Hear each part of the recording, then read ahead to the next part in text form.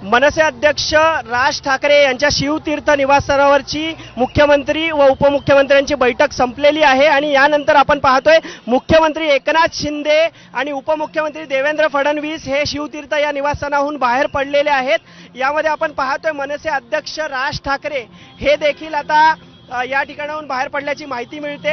थेट आता हे तिन्ही नेते शिवतीर्थ येथे सभास्थळी दाखल होतील। आपण सध्याची एक्सक्लुझिव्ह दृश्य पाहतोय। मनसे अध्यक्ष राज ठाकरे आणि उपमुख्यमंत्री देवेंद्र फडणवीस, मुख्यमंत्री एकनाथ शिंदे हे सध्या शिवतीर्थ या निवासस्थानाहून छत्रपती शिवाजी महाराज पार्क मैदानाकडे रवाना झालेले आहेत।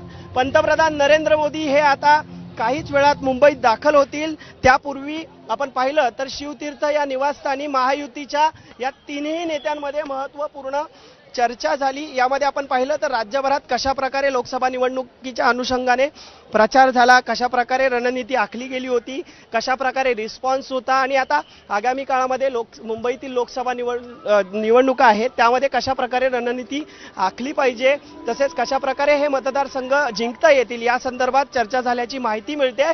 आणि ही चर्चा एकंदरीत आपण पाहिलं तर सकारात्मक चर्चा झालेली आहे। तिन्ही नेत्यांच्या चेहऱ्यावर स्मितहास्य आपल्याला पाहायला मिळालं होतं। तिन्ही नेते हसून खेळून एकमेकांशी चर्चा करताना आपण पाहिले होते। अर्धा तास ही चर्चा झाल्याची माहिती मिळते आणि सध्याची ही शिवतीर्थ निवासस्थानाबाहेरची दृश्य पाहतोय।